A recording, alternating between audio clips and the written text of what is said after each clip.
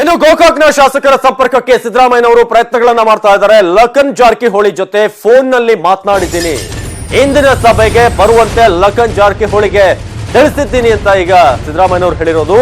ಈಗ ಗೋಕಾಕ್ ಶಾಸಕರ ಪ್ರಯತ್ನಕ್ಕೆ ಈಗ ಪ್ರಯತ್ನವನ್ನು ಪಡ್ತಿದ್ದಾರೆ ಸಿದ್ದರಾಮಯ್ಯನವರು. ಲಖನ್ ಜಾರಕಿಹೊಳಿ ಜೊತೆ ಮಾತನಾಡಿದ್ದೀನಿ ದೂರವಾಣಿ ಸಂಪರ್ಕದಲ್ಲಿ, ಇಂದಿನ ಸಭೆಗೆ ಗೋಕಾಕ್ ಶಾಸಕರು ಹಾಜರಾಗಬೇಕು ಅಂತ ತಿಳಿಸಿದ್ದೀನಿ ಅಂತ ಹೇಳಿದ್ದಾರೆ. ಆ ಮಾತಿಗೆ ಎಷ್ಟು ಮನ್ನಣೆ ಸಿಗುತ್ತೆ ಅಥವಾ ಮತ್ತೆ ಡೋಂಟ್ ಕೇರ್ ಆಟಿಟ್ಯೂಡ್ ಅನ್ನ ತೋರಿಸ್ತಾರ ಗೋಕಾಕ್ನ ಆ ಶಾಸಕರು ಅನ್ನೋದು. ಸಹೋದರ ಲಖನ್ ಜೊತೆ ಸಿದ್ದರಾಮಯ್ಯನವರು ಈಗಾಗಲೇ ಚರ್ಚೆಯನ್ನ ನಡೆಸಿದಾರಂತೆ. ಲಖನ್ ಅವರ ಮೂಲಕ ಯಶಸ್ವಿ ಆಗ್ತಾರ ಆಪರೇಷನ್ ಕಮಲದ ಮೇಲೆ, ಅದರ ವಿರುದ್ಧ ಮತ್ತೆ ವಾಗ್ದಾಳಿಯನ್ನ ನಡೆಸಿದ್ದಾರೆ. ಸಿಎಲ್ಪಿ ಸಭೆಗೆ ಅವರಿಗೆ ಬರೋಕೆ ಹೇಳು ಅನ್ನೋ ರೀತಿಯಾಗಿ ಅವರು ತಿಳಿಸಿದಾರಂತೆ. ಸಹೋದರ ಲಖನ್ ಅವರಿಗೆ ಸಿದ್ದರಾಮಯ್ಯನವರು ತಿಳಿಸಿರೋದು. ಹಾಗಾದ್ರೆ ಸಿದ್ದರಾಮಯ್ಯನವರ ಕರೆಗೆ ಗೌರವ ಕೊಟ್ಟು ಮನ್ನಣೆ ಕೊಟ್ಟು ಗೋಕಾಕ್ನ ಶಾಸಕರು ಇವತ್ತಿನ ಸಿಎಲ್ಪಿ ಮೀಟಿಂಗ್ ನಲ್ಲಿ ಅಟೆಂಡ್ ಆಗ್ತಾರೆ. ಇನ್ನು ಯಡಿಯೂರಪ್ಪ ಸಹ ಮುಖ್ಯಮಂತ್ರಿ ಆಗಿದ್ದಂತವರು ಅಂತ ಕೂಡ ಈ ಸಂದರ್ಭದಲ್ಲಿ ಸಿದ್ದರಾಮಯ್ಯನವರು ಹೇಳಿರೋದು. ಶಾಸಕರಿಗೆ ಆಸೆ ತೋರಿಸಿ ಹಿಡಿದಿಟ್ಕೊಂಡಿದ್ದಾರೆ, ಈ ರೀತಿಯಾಗಿ ಅವ್ರನ್ನ ಅಲ್ಲಿ ಕೂರಿಸಲಾಗಿದೆ. ಬೆಳಗಾವಿಯಲ್ಲಿ ಮಾಜಿ ಸಿಎಂ ಸಿದ್ದರಾಮಯ್ಯ ಗರಂ ಆಗಿದ್ದಾರೆ.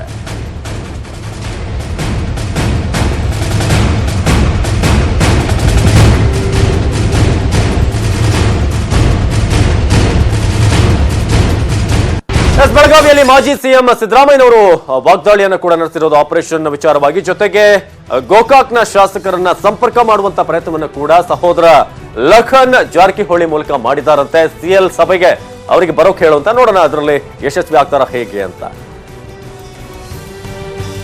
ಇನ್ನು ಬೆಳಗಾವಿಯ ಪ್ರತಿನಿಧಿ ಚಂದ್ರಕಾಂತ್ ಸುಗಂಧಿ ನೇರ ಸಂಪರ್ಕದಲ್ಲಿದ್ದಾರೆ. ಇದು ವಿಚಾರಕ್ಕೆ ಸಂಬಂಧಪಟ್ಟಂತೆ ಡೀಟೇಲ್ಸ್ ಅನ್ನು ಕೊಡೋದಕ್ಕೆ. ಚಂದ್ರಕಾಂತ್, ಈಗ ಗೋಕಾಕ್ನ ಶಾಸಕರ ವಿಚಾರ ಬಹಳ ಇಂಪಾರ್ಟೆಂಟ್ ಆಗುತ್ತೆ. ಅವ್ರು ಬರ್ತಾರಾ ಇಲ್ವಾ, ಏನ್ ಅವ್ರ ಮುಂದಿನ ನಡೆ? ಲಖನ್ ಜಾರಕಿಹೊಳಿ ಮೂಲಕ ಕಾಂಟ್ಯಾಕ್ಟ್ ಮಾಡಿದ್ದಾರೆ ಅಂತ ಏನು ಹೇಳಿದ್ದಾರೆ, ಅದರಲ್ಲಿ ಯಶಸ್ವಿ ಆಗ್ಬೋದಾ?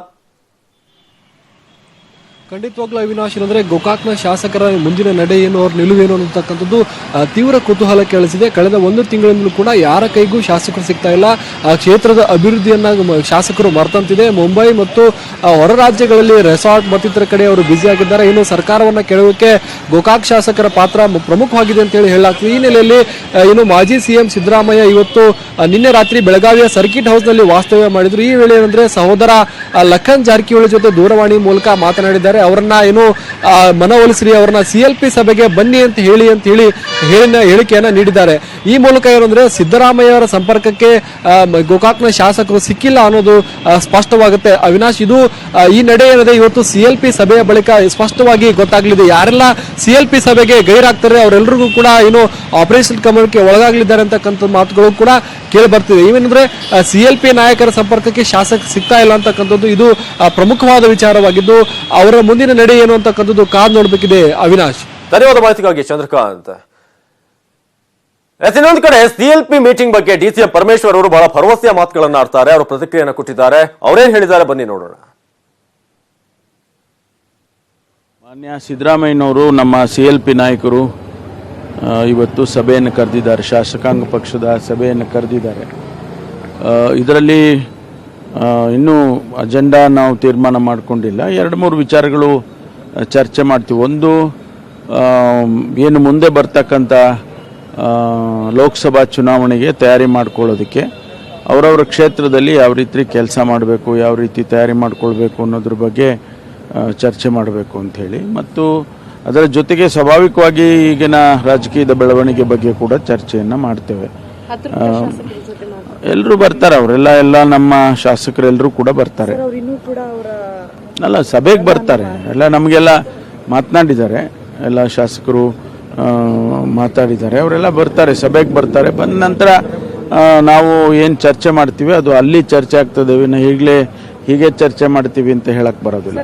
ಪಾಪ ಅವರಿಗೆ ಭಾರತೀಯ ಜನತಾ ಪಾರ್ಟಿ ಅಧ್ಯಕ್ಷರನ್ನು ಮಾಡಿದ್ದಾರೆ, ಕಾಂಗ್ರೆಸ್ ಅಧ್ಯಕ್ಷರನ್ನು ಮಾಡಿಲ್ಲ. ಅವರಿಗೆ ಅವ್ರ ಪಕ್ಷದ ಶಾಸಕರನ್ನ ಅವ್ರು ನೋಡ್ಕೊಳ್ಳಿ, ಈಗ ತಗೊಂಡೋಗಿ ಇಟ್ಕೊಂಡಿದ್ದಾರೆ ಅಲ್ಲಿ, ಅವ್ರನ್ನ ನೋಡ್ಕೊಳ್ಳಿ. ಅವರು ನಮ್ಮ ಪಕ್ಷದ ಶಾಸಕರ ಬಗ್ಗೆ ಚಿಂತೆ ಮಾಡೋದು ಬೇಡ. ಅವರು ಜೊತೆಗೆ ನಮ್ಮ ಪಕ್ಷದ ಶಾಸಕರನ್ನ ಅವರು ಸೆಳೆಯೋದಕ್ಕೆ ಏನು ಪ್ರಯತ್ನ ಮಾಡಿದ್ರು, ಇನ್ನೂ ಮಾಡ್ತಾನೆ ಇದ್ದಾರೆ.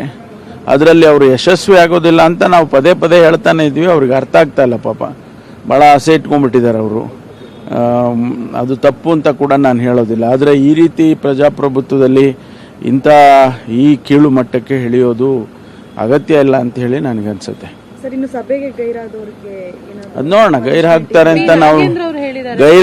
ಅಂತ ನಾವೇನು ಊಹೆ ಮಾಡಿಲ್ಲ. ಎಲ್ಲರೂ ಬರಬೇಕು ಅಂತ ಹೇಳಿದ್ದೇವೆ, ಬರ್ತೀವಿ ಅಂತ ಹೇಳಿದ್ದಾರೆ.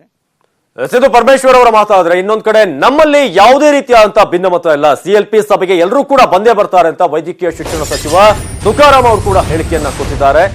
ಯಾವುದೇ ರೀತಿಯಾದಂತಹ ಭಿನ್ನಮತ ಇಲ್ಲ, ನಮ್ಮಲ್ಲಿ ಎಲ್ಲ ಕೂಡ ಕರೆಕ್ಟ್ ಆಗಿದೆ, ಎಲ್ಲರೂ ಕೂಡ ಇವತ್ತು ಬಂದೇ ಬರ್ತಾರೆ, ಸಿಎಲ್ ಸಭೆಗೆ ಎಲ್ಲ ಶಾಸಕರು ಕೂಡ ಬರ್ತಾರೆ ಅಂತ ಇದೀಗ ವೈದ್ಯಕೀಯ ಶಿಕ್ಷಣ ಸಚಿವರಾಗಿರುವಂತಹ ತುಕಾರಾಂ ಅವರು ಹೇಳಿಕೆಯನ್ನ ಕೊಟ್ಟಿರೋದು.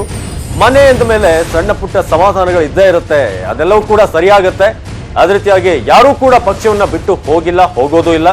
ನಮ್ಮ ಯಾವ ಶಾಸಕರು ಕೂಡ ರೆಸಾರ್ಟ್ಗೆ ಹೋಗಿಲ್ಲ ಅಂತ ತುಕಾರಾಂ ಮಾತನಾಡ್ತಾ ಹೇಳಿದ್ರು. ಇದು ತುಕಾರಾಂ ಅವರ ಒಂದು ಮಾತು. ಎಲ್ಲರೂ ಕೂಡ ಒಗ್ಗಟ್ಟಾಗಿದ್ದೀವಿ, ಮನೆ ಅಂದ್ಮೇಲೆ ಒಂದು ಸಣ್ಣ ಪುಟ್ಟ ಸಮಸ್ಯೆಗಳು ಬಂದೇ ಬರುತ್ತೆ ಅಂತ ಹೇಳಿದ್ದಾರೆ. ಖಂಡಿತವಾಗ್ಲೂ ಬರ್ತಾರೆ. ಇವತ್ತು 3:15ಗೆ ಎಲ್ಲರೂ ನಮ್ಮ ಜಿಲ್ಲೆ ಎಲ್ಲ ಶಾಸಕರು ನಾವೆಲ್ಲ ಒಗ್ಗಟ್ಟಾಗಿದ್ದೇವೆ, ಬಂದು ಎಲ್ಲರೂ ಭಾಗವಹಿಸಿ. ಯಾರು ಕೂಡ ನಾನು ಆಗ್ಲೇ ಮೊದಲಿಂದ ಸ್ಟೇಟ್ಮೆಂಟ್ ಮಾಡ್ಕೊಂಡು ಬಂದಿದ್ದೀನಿ, ಎಲ್ಲ ಜಿಲ್ಲೆಯಲ್ಲಿ ನನ್ನ ಕಾರ್ಯಕ್ರಮಕ್ಕೆ ಎಲ್ಲಿ ಹೋಗಿದ್ದೀನಿ, ಯಾರು ಕೂಡ ಪಕ್ಷ ಬಿಟ್ಟು ಹೋಗೋದಿಲ್ಲ. ಮನೆ ಅಂದಮೇಲೆ ಸಣ್ಣ ಪುಟ್ಟ ಇದ್ದೇ ಇರ್ತವೆ, ನಾವು ಬಗೆಹರಿಸ್ಕೊಂತೀವಿ. ಮುಂದಿನ ಸಮ್ಮಿಶ್ರ ಸರ್ಕಾರ ಎಲ್ಲರೂ ಕೂಡ್ಕೊಂಡು ಒಳ್ಳೆ ಆಡಳಿತ